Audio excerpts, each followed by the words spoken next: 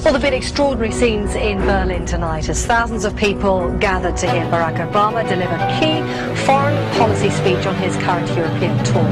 Democratic presidential hopeful laid out his vision for America's place in the new world order, saying he was speaking as a proud citizen of the world, of the world, of the world. It is a big idea. It is a big idea.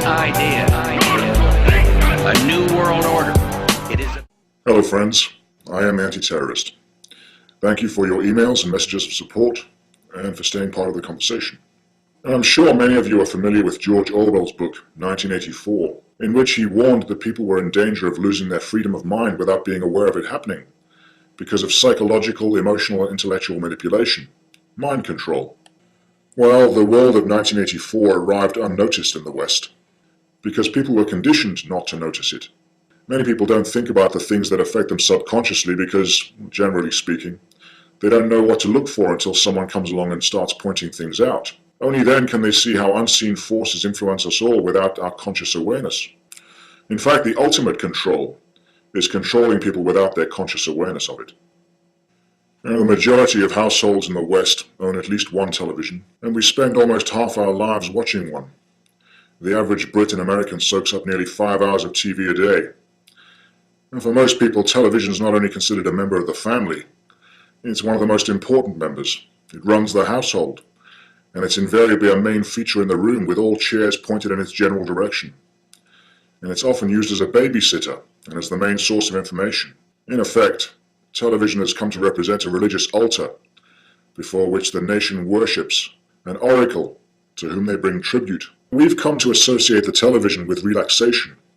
Very few of us read and relax these days, or have a discussion, or just sit and be, and allow the mind to unwind under its own steam. We just can't do it. We can't just sit still and let the day's thoughts pass by. We have to have the external stimulus. Otherwise we don't feel whole and complete. There has to be some noise in the background.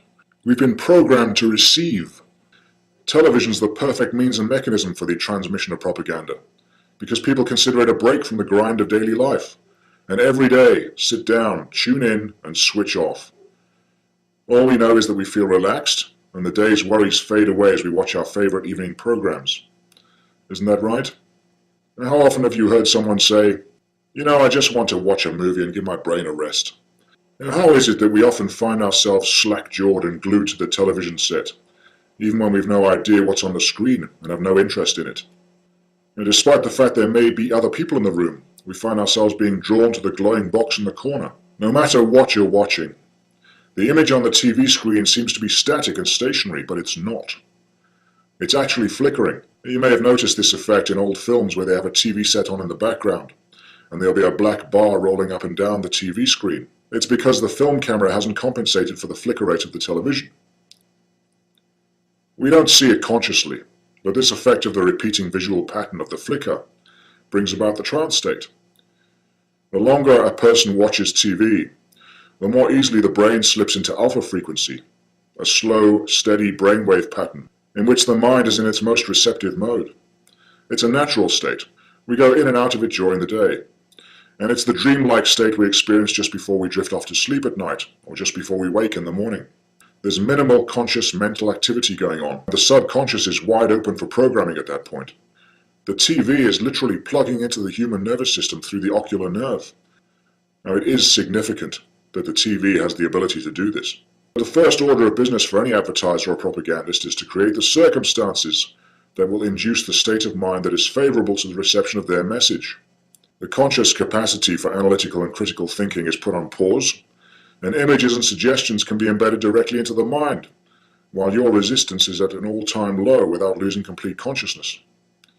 You can be told what to think by scripted newsreaders, told what to buy, what to wear, where to go, and kept otherwise distracted by sport, meaningless celebrity gossip, and a barrage of sex and entertainment. Even more frequently punctuated these days by messages of fear and warnings of looming terror.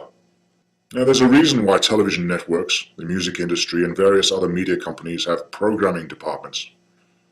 The programming with which we're constantly assaulted throughout our lives conditions us. It programs us to a particular worldview. a corporate worldview. And so we find ourselves on a hamster wheel, whereby we endure day after day of our repetitive jobs and then return to our television for new programming. Of course, after making a pittance, we need to know how to spend our money. So we're flashed images of cars and toys and all sorts of things that we're told we need.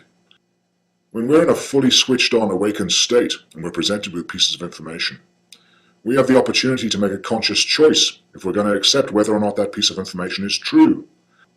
If the analytical mind is bypassed by putting the viewer into a trance state, then the programmer can put a tag, a code, or a subheading into the file that can be activated later on, by a jingle or a logo, for instance. At some point in our lives, we've all found ourselves humming a catchy jingle from some commercial or other, have we not? You know, the ones you can't get out of your head? I want my baby back, baby back, baby back. I want my baby back, baby back, baby back. I want my baby back, baby back, baby back. I want my baby back, baby back, baby back. I want my baby back, baby back, baby back. I want my baby back, baby back, baby back. I want my baby back, baby back. Ribs. Ribs. And who doesn't just love it when a commercial introduces a new catchphrase that goes viral? What's up? What's up? What's up? What's up? What's up? What's up?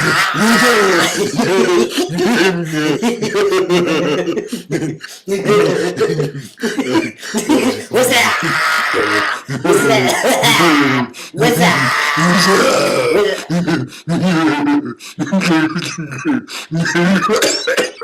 How often have you bought something and then wondered what on earth possessed you afterwards? It's affectionately known as an impulse buy. I think we've all had that kind of experience. It's a common everyday illustration of being compelled to make a purchase based on a conditioned response that's been programmed into us, to have a preference for a particular product. That's the whole point of programming. Whether it's by an advertiser or a propagandist, there's really no difference between the two.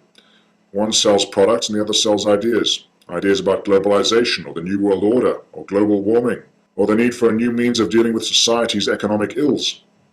The whole point is to install in all of us a conditioned response where we'll jump when they say without thinking and with a preference for a particular idea or product. Whether or not it's coming from public broadcast channels or commercial entities, it's all programming. Even this broadcast is programming. The pertinent question is, has the media been created to educate and empower, or deceive and control? Ultimately, the person who is broadcasting determines the content and its context. In other words, consider the source. You may have noticed that the rate at which transitions or cuts happening in television, films and adverts is speeding up. The pace is getting more and more frenetic, a trend that has its roots in the MTV music video genre. A slow, sustained message gives the viewer a chance to think and use discretion, whereas a fast-paced presentation, with multiple cuts, edits, and flashing symbols, doesn't allow time for anything other than absorption. Quick cuts, going from one shot to another, causes a corresponding chemical reaction in the brain, which inevitably releases endorphins, having a drug-like effect on the viewer. A child sits in front of the TV and watches the quick cutting and fast-paced cartoons, music, videos, or children's programming, and can sit still due to the induced trance-like state and the consequent endorphin rush from the chemical reactions in the brain. But when the TV is off, or they're away from the set, many children are fidgety and restless, and they can't focus because they're searching for the same kind of drug effect they get when they're sitting in front of it. TV programming disturbs a child's brain chemistry to such a degree that it can cause addictive patterns of behavior. Attention deficit disorder was unheard of prior to television. You know, in any totalitarian movement, regardless of where it occurs, the programming is directed at the children, because they are the future. Capture the minds of the children and you've captured the nation. That's why mass media is so important, why entertainment is so very important. It's creating a unified mindset amongst the entire population. Whoever controls the programming controls your programming. And if you have children who watch TV, whoever controls the TV has at least some control over what they think, what they want, what they like and dislike, and how they'll grow up to view the world. Using the TV as a babysitter and giving malevolent strangers the power to shape your child's mind is an irresponsible, lazy, and obtuse way to raise a child. If the cap fits, wear it.